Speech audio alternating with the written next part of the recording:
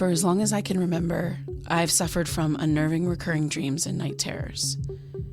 The How It Ends podcast is an exploration of daily life and the imprint it leaves on our memory and consciousness. This podcast is made by me, Micah Jones, with some help from my two closest friends, Elliot Cabral and Devin Williams. I'm not sure where this journey will take me, so follow along as I try to uncover the meaning of my dreams and finally get some sleep.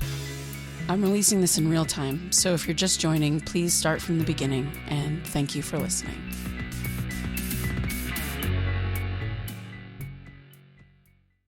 I wanted to make a quick note of last night's dream before I forget it. Been back in my apartment now for a little while, maybe a week. Everything has been fixed and cleaned up, but the new security system takes some getting used to. I've set it off twice by accident to the chagrin of Devin and my landlord. I'll get the hang of it. I hope. But getting down to it, even though my apartment definitely feels safer, I wouldn't be me if I didn't have some serious dreams after the break-in. And the one from last night was especially creative, for lack of a better word. So here it goes. In the dream, I was in my bedroom with the door shut. Mulder was sleeping next to me. And then out of nowhere, there was this banging, like someone was in my kitchen slamming all of my cabinets over and over. I was terrified that someone's going to come into my room after me and just like burst through the door at any second, but I was paralyzed, like I couldn't move. And Mulder just slept, like he couldn't hear anything. I thought I was losing my mind. I cut my hands over my ears to try and drown it out, but it just got louder and louder and louder. And then I went to scream, and then I woke up. Like I sat straight up in bed, about to scream, like in real life, about to scream. And then I realized that the banging was actually the sound of my own heartbeat in my ears.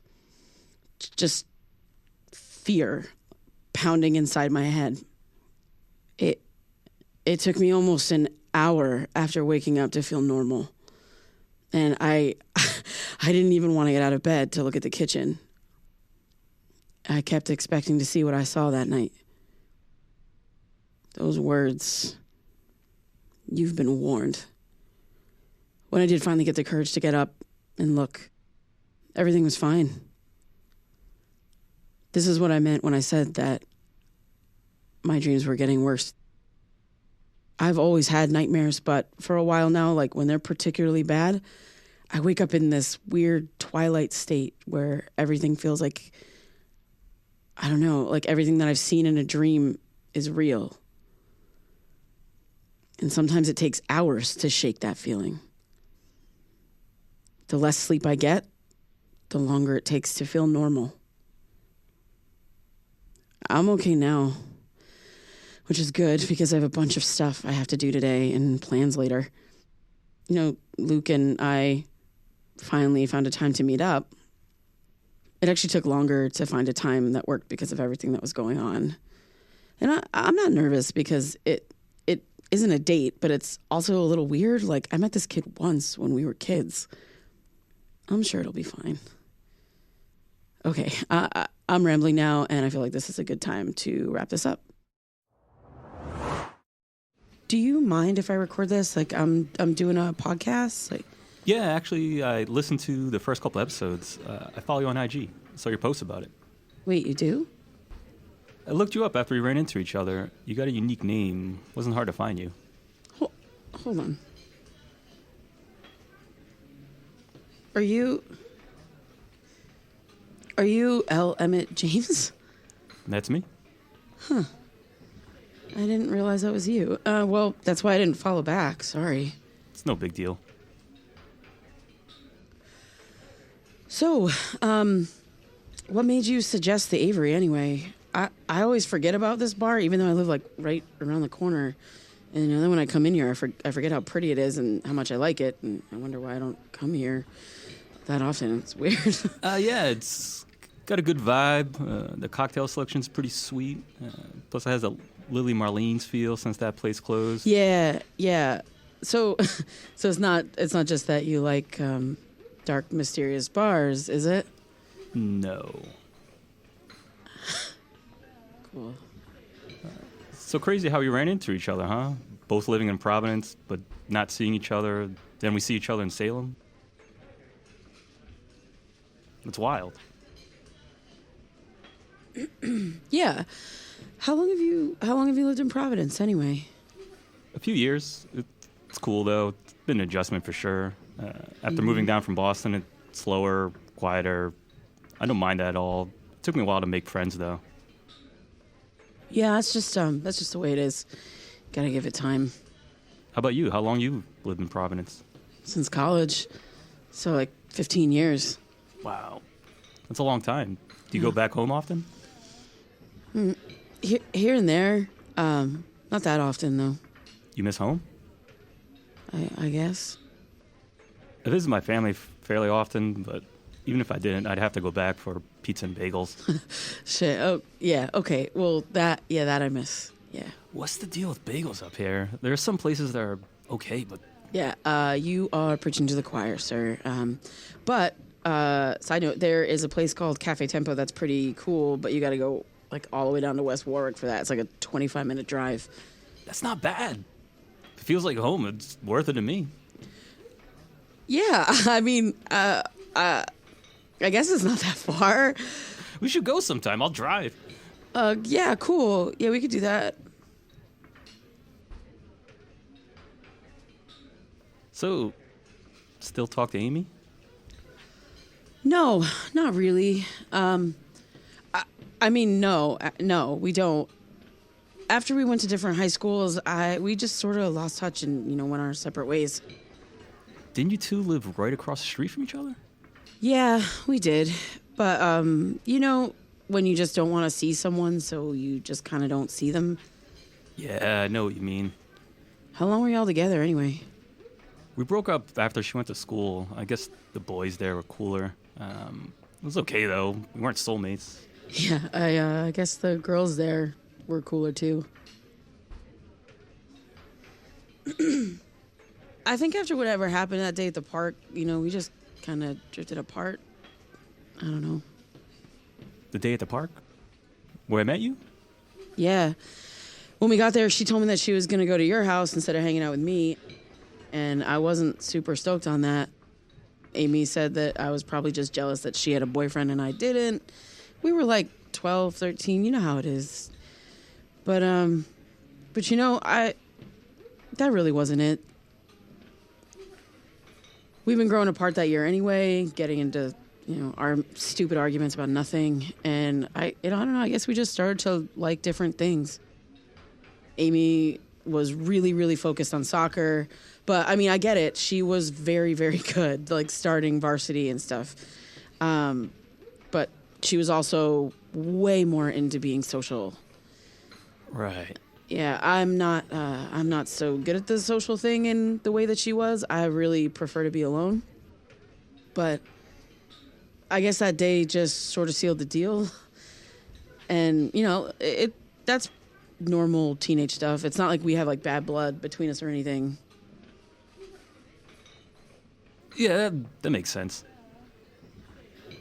What makes sense?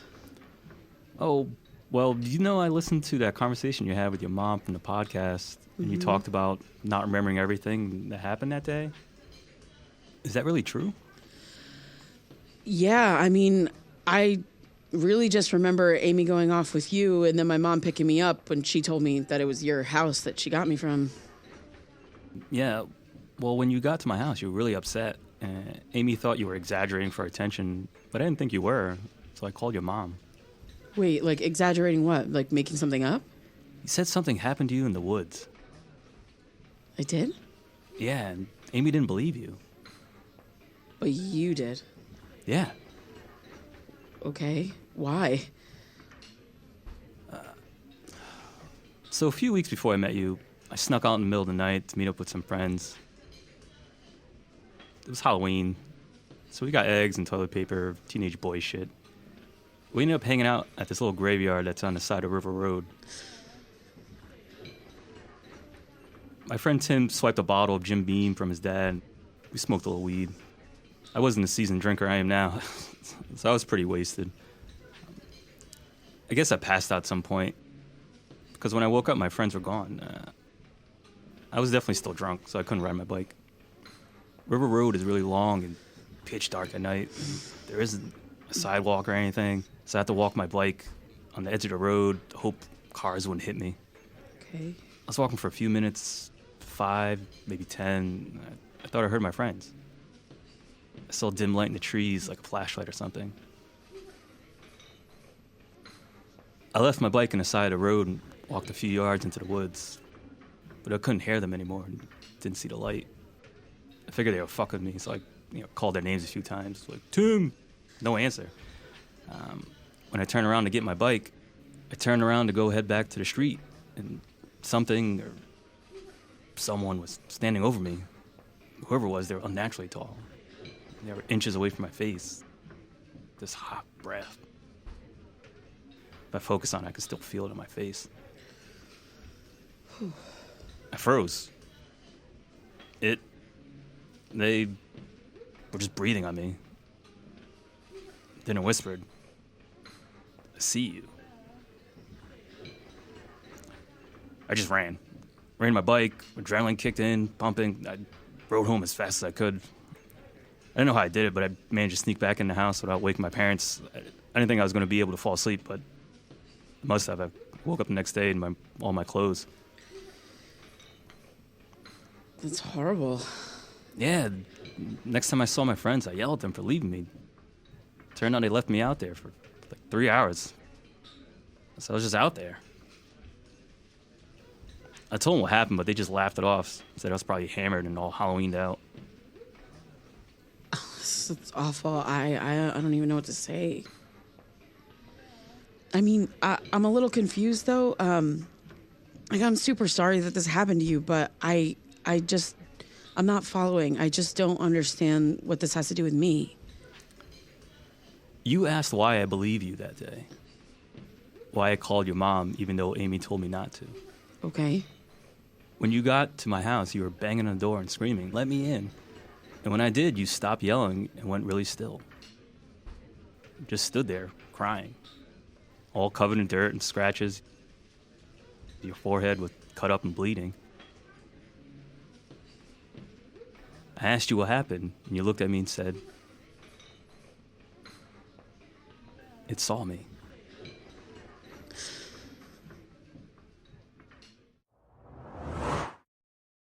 I cut the rest of the conversation that I had with Luke at the bar short. Because to be honest, I lost my shit. And I'm not putting that out there. After that, I canceled my plans and went home. I just needed time to think through some of this.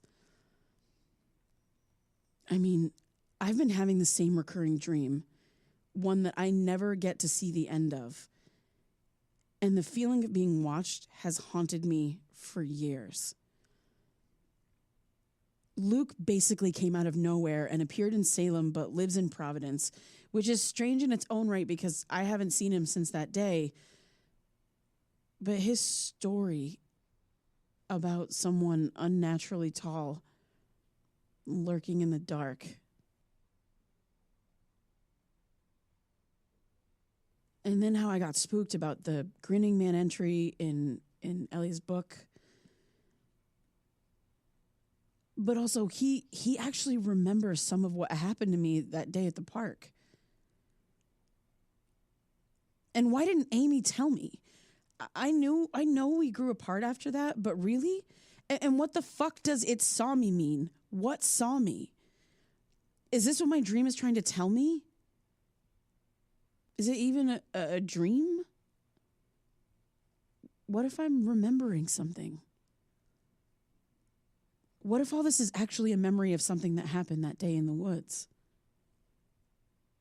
Don't let Micah see. Don't let Micah see. Did my dad see something too? What did he not want me to see? Ever since I talked to Luke, when I'm about to fall asleep, I try to focus on that dream in hopes to have it again, but it hasn't happened yet. I'm going to keep trying because maybe I'll see the end. Maybe I'll see what's watching me now that I'm going to try and find out more about my dad. That seems like the best place to start. I have to know.